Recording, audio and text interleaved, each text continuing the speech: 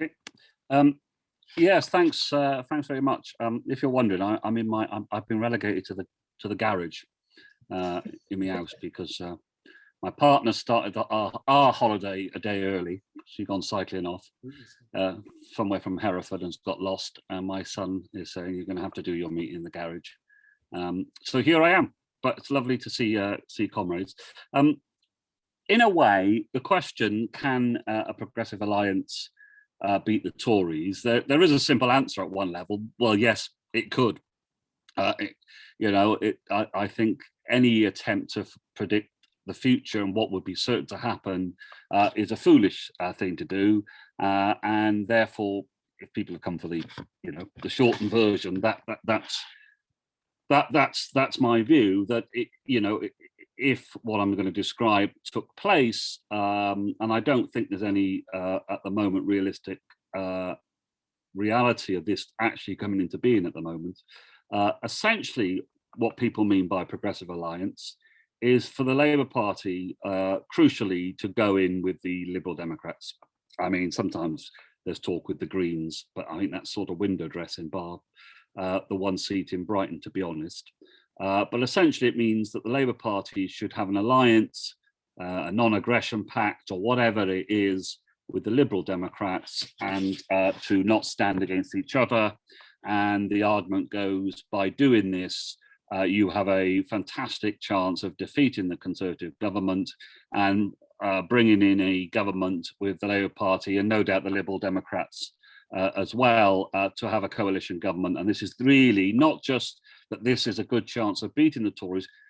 Essentially, when it gets argued, it's more or less this is the only way you're going to beat the Tories. And I'm going to say a couple of things. One, progressive alliance, there isn't anything progressive about it. I mean, the name suggests that this is a step forward. This, in my view, if this was to take place, would be a very big political retreat.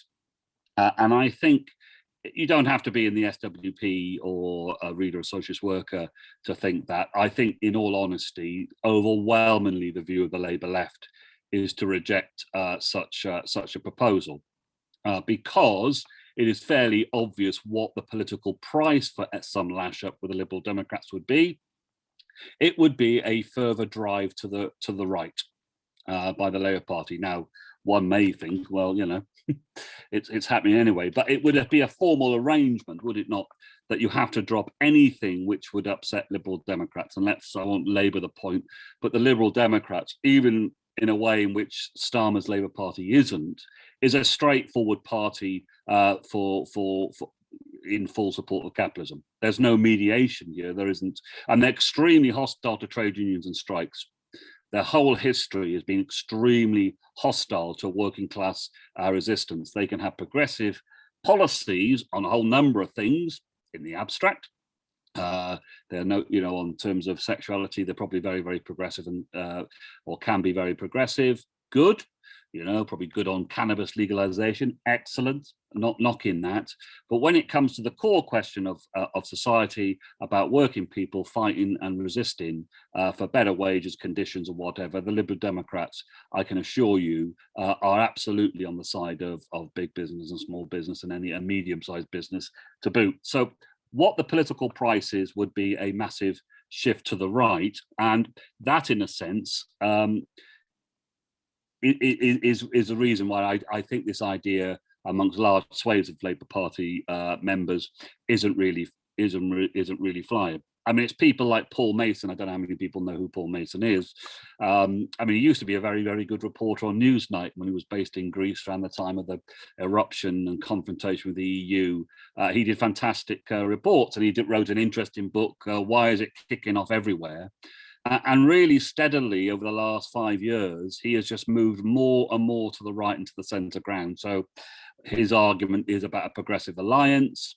He argues that the only way you defeat the far right and fascism is to align yourself with progressive sections of the ruling class and the middle class and so on and so forth. I won't labour the point, but Paul Mason is one of the people who pushes this argument, and it was pushed for a while, I think, in The Guardian and so on and so forth. When was it pushed? It was a response to a very bad defeat for Labour in the by-election in Hartlepool.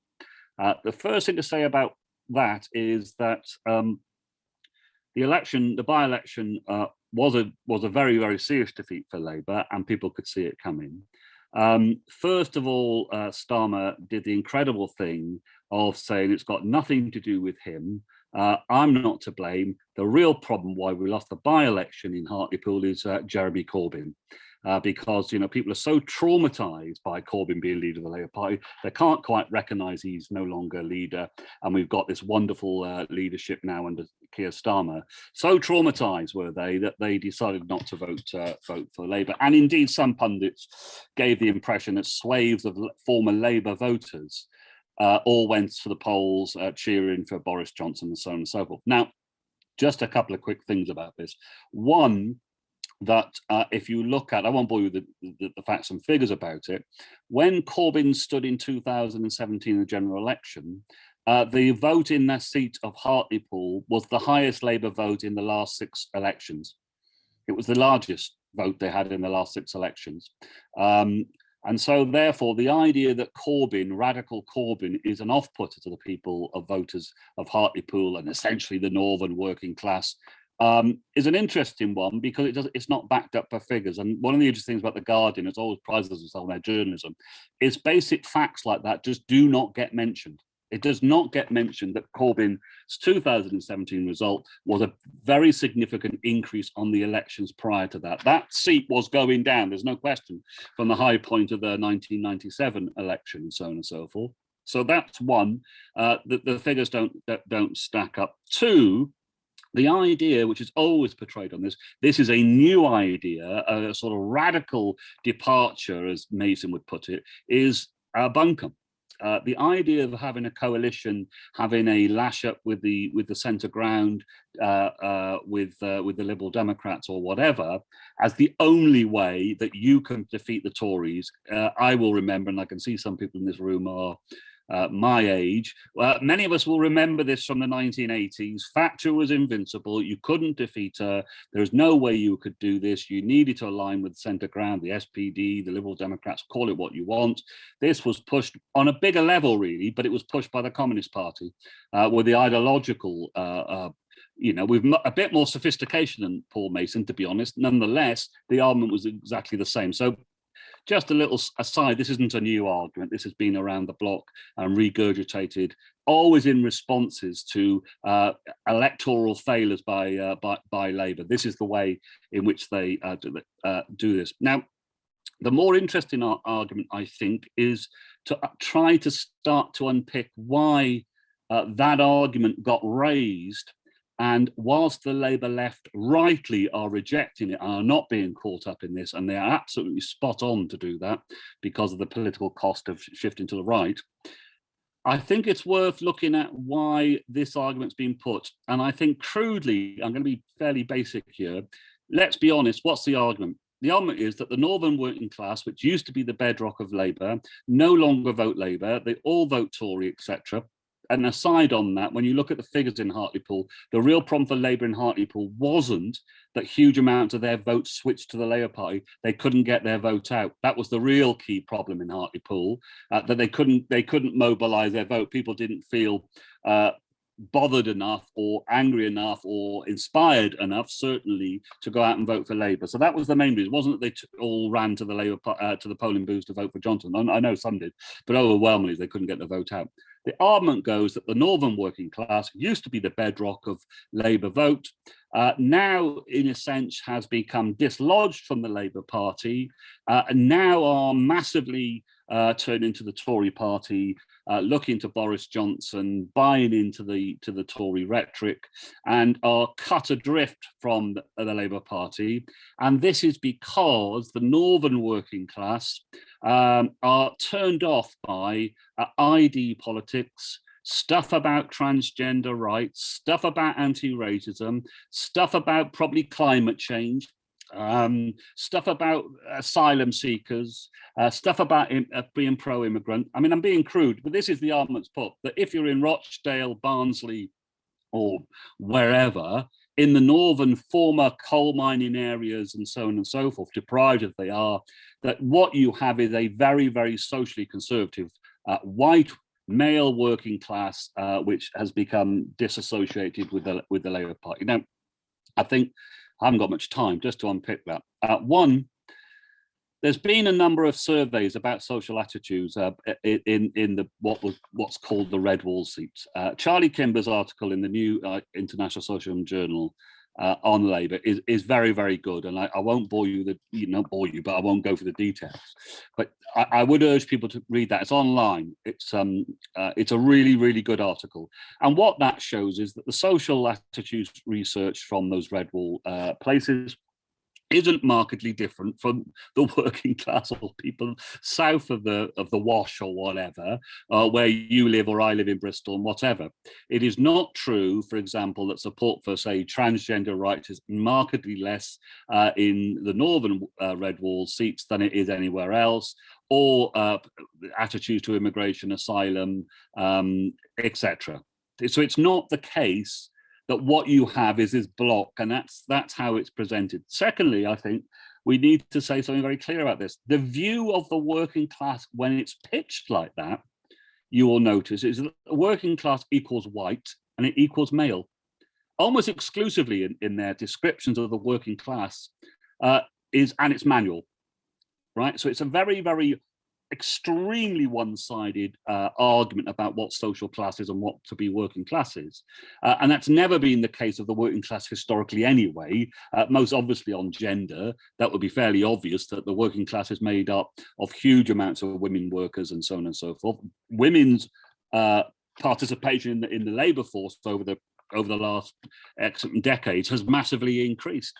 And no doubt, there's no question, the North and the South, that you have a very, very multicultural working class, and therefore just latching onto this doesn't actually get the dynamic of what we're saying there.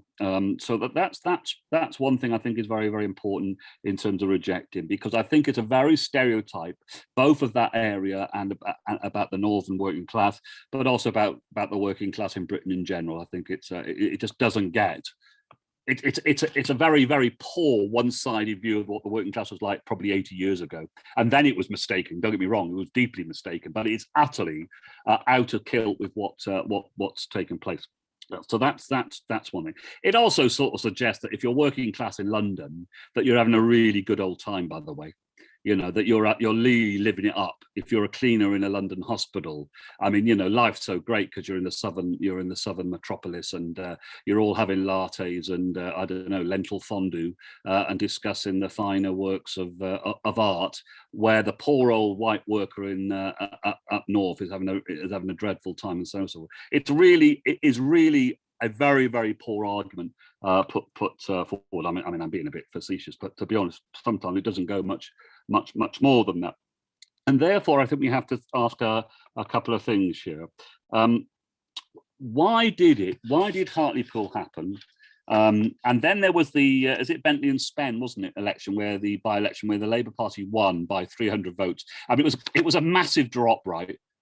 You know, the previous, one of the previous incumbents is the sister of the person who was murdered was the candidate. So you'd think on all sorts of levels this would garner a good vote. They scraped home 350, I think, majority. The Guardian for about 2 weeks went into utter overdrive for how the Labour Party was back. It was an amazing result. Incredible, brilliant results. They did an article, the blow-by-blow account, how Labour won back. You know, it was bizarre. It was very close to being an utter catastrophic result, but to win a seat like that by 350 votes takes some doing. Put that to one side. What's the explanation? One, I think, is that if you look at what's happened with Labour in terms of the last number of years, there's, I think, an immediate problem came up about in terms of its relationship with working class voters, or a section of working class voters, and that was the question of Brexit. It's absolutely clear that Brexit, whether you were in favour of it, not in favour of it, neutral, whatever, that millions of working class people voted for Brexit as a protest and in Diane Abbott, who was not a supporter of Brexit, leaving the EU, a howl of outrage against austerity. It was an attempt, and it was a fact, that millions of people voted for Brexit as a way of giving two fingers to what they saw the establishment. Now, was there stuff around immigration as part of that? No doubt, because life isn't really clear cut. Nonetheless, I think when the Labour Party in 2019, pressurised by the right, that Corbyn conceded, and the Labour left, I'm afraid, conceded, and actually the Labour left, a section of it, drove this policy to say that you've had your vote, you had a referendum, you voted to leave, and therefore, if we get elected, we're going to make sure you vote again and get it right this time. This was utterly catastrophic for the Labour Party in a whole swathe of seats. It gave a total open door to Johnson to pose as the outsider anti-establishment.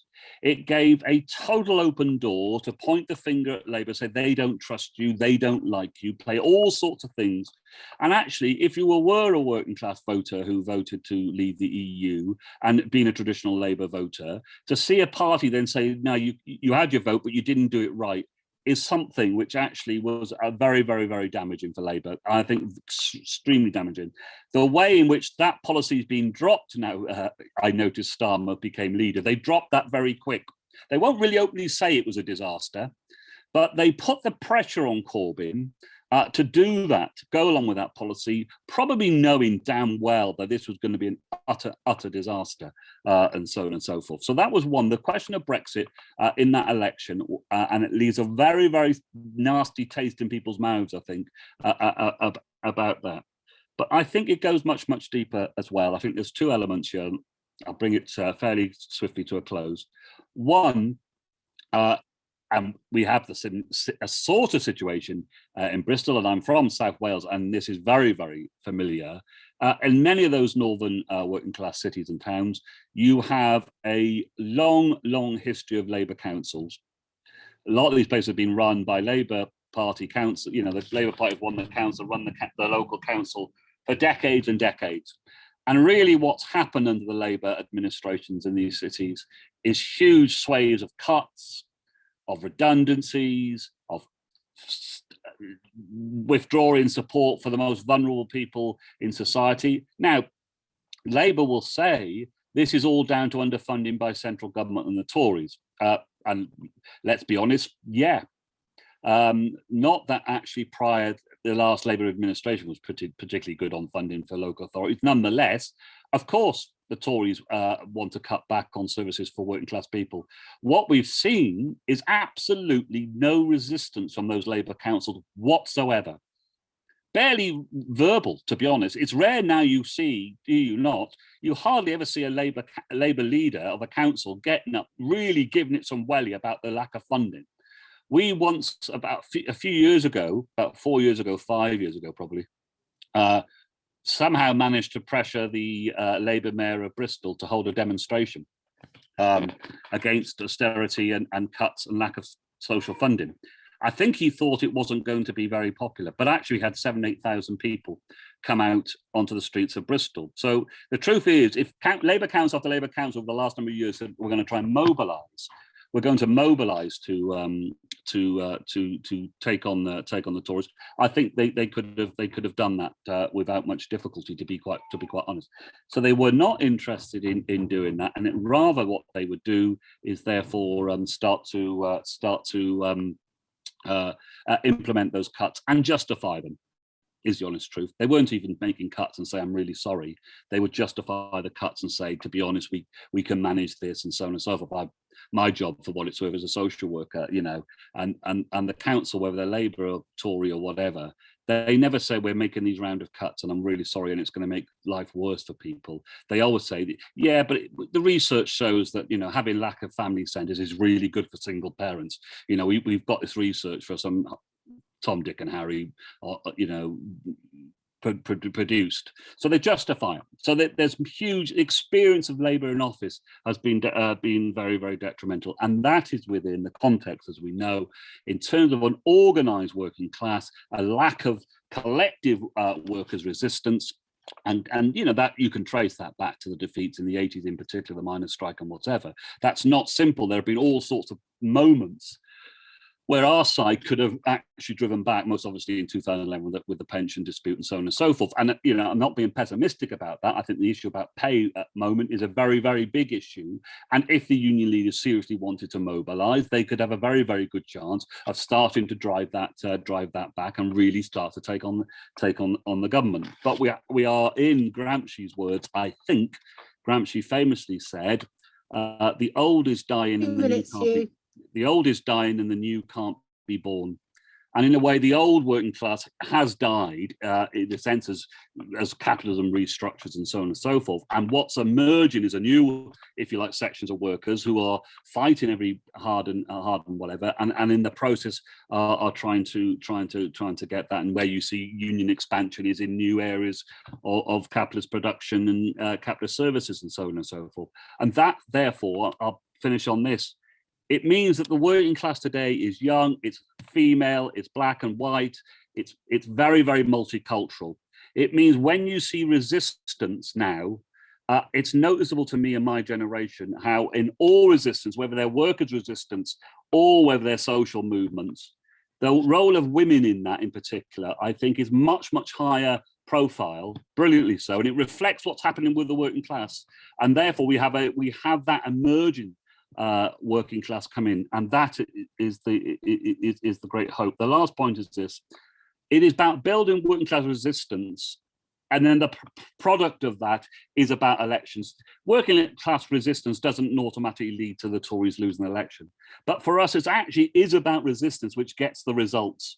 It is about fighting and mobilising, and I think the great weakness of the Labour left, they are right to reject Progressive Alliance, but their great weakness is to think that you take on the right of the Labour Party by engaging yourself in a terribly internecine warfare about trying to regain committees and this, that, and the CLPs and so on and so forth. And that all your energies and focus is about trying to change the Labour Party, which is demonstrably shown it cannot be changed as a force for ending capitalism. And actually, we have to look to the real force for ending capitalism, ordinary working people coming together. And that's why we need also political organisation. So if you're not in the SWP, consider joining. I'll leave it there. Thank you very much. Fascinating discussion. Just a couple of points. One, in terms of the relationship between the working class and the Labour Party. I mean, this is a dynamic relationship. Historically, it's, you know, the votes go up and down. One thing to be said is that there's always been quite a sizable section of the British working class which votes Tory. That's the honest truth about it. Otherwise, if they didn't, they'd never be in government. And so, you know, that's like in anything about social class and about the working class, there is no uniformity about this in terms of voting patterns. Would I say it still has a real relationship to working class, to the union? Clearly it does. There's no question about that. Do I think people who really don't like Starmer on the left, you know, good people who we got to work with, campaign with, who absolutely, you know, despise Starmer, were big fans of Corbyn, will still turn out to vote for Labour at the next election? Probably. You know, I mean, if I had a pound every time I heard a certain friend of mine say, I'm never voting Labour ever again until the next time, because when it comes to the election, there's certain things forced on you. You know, there isn't a third option, which is, you know, revolution and whatever on the ballot paper, and if it is, it wouldn't succeed, right? So that's so the whole thing about how revolutionaries argue this, that, and the other, as people have said, it's a tactical thing, and it's forced upon us. It isn't really the number one debate we're going to have. Now, my view is this: where I work, if it came to a general election next week, and someone said, "Will you be voting Labour?" or will you be voting Tory, or will you be not bothering? I would say I'd vote Labour. And I can say I can vote Labour despite absolutely despising Starmer and thinking, you know, we have to organise or whatever. The idea, if you say the words, I'm going to vote Labour, this means everything else goes out the window. You can't have any more thing to be said. It's not really, that real life isn't like that. Real life is about a dialogue with people. Now, I might be different to other people. I'm going to be a bit of a heretic. I'm going to come out clean. I was bloody pleased Biden won. because I was bloody delighted Trump lost. And I do not agree that somehow this is 50-50. I don't agree that actually to say Trump Biden were the same.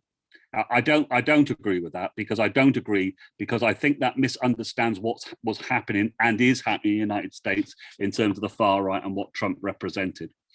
So that might cause some debate, but I'm not from Norwich, so I get out alive. But does that mean I would run around go Joe Biden? No, I wouldn't. But let's be honest. I think if you were in the United States, let's be honest, when Trump finally lost, did any of us not go? Did we all really feel in our gut, oh, who cares? No, we were pleased. I was glad that Trump lost. Good. Does that solve the problem of the far right race of America? Far, far from it. Is Biden going to be progressive? No, he's not. Does the resistance have to build? Yes, it does, etc., etc. But I was pleased that Trump lost. And I think that, let's be honest, globally, I think it wouldn't be many people on the left who weren't pleased that Trump lost. So I just wanted to say to say that because of the situation. Now, the last couple of points I think is. I think it is this. One, on the Galloway vote. The Galloway vote does represent something interesting, and I think it was about tied in with what happened inside the Labour Party, the way in which Palestine and anti-Semitism smear against Corbyn and translates to doing sod all over Palestine when Israel launches its assault, and in the process, and they are intertwined, the Labour Party internally inside the Labour Party allowing Islamophobia. Rampant Islamophobia. I don't use the term lightly, and I don't use the term in terms of a political party of the sort left. But actually, what took place inside Labour was dreadful in terms of allowing Islamophobia to go unchallenged. And I forgot the guy's name, just been readmitted back into the Labour Party. The guy who's head of the racial equality or was whatever, absolutely horrible Islamophobe, just been allowed in. And therefore, I think Galloway did well because he gave a voice, because it was known really that Labour couldn't give two hoots about Islamophobia and wasn't going to challenge. I mean, they then realised very late in that by-election that the Muslim vote is hemorrhaging. And I'll tell you what Labour's response, this is how cynical Starmer is. It means in the last two Prime Minister's questions before that by-election in Benton Spen, he did a token question about Israel and Palestine. Token. He was told to do it to get the Muslims back on side. I mean, what a way of treating people, that you do a token thing to try and get this bloc back on your side. And the way in which Labour has moved to the right, the way in which the Labour left, I'm afraid, capitulated over the anti-Semitism, didn't fight back over the anti-Semitism smears, and the way in which they ditched the Palestine, any solidarity with Palestine, has a big impact. A big impact inside the Muslim community and its historical connection with the Labour Party, which has been a very, very significant part of its voting base. And I think that is fragmenting and so on and so forth. What's to be done? Well, I can't answer that in the next 30 seconds. You'll be pleased to know, or not, or disappointed. There is no shortcut here, and we don't support struggles because it enhances the Labour vote. There can be times in an election that a strike could be unpopular and damage the Labour vote. I couldn't give two hoots, right? We are on the side of resistance and fighting back, whatever the electoral impact that has. It is not true, I don't think, either, that in the good old days, that a Labour victory automatically led to an increase in workers' confidence. 64 to 70 under Wilson did see a rise of working class resistance, often against the government. What happened in 70? Ted Heath wins, defeats the Labour Party, Labour government. What happens? Unleashes a wave of massive levels of resistance.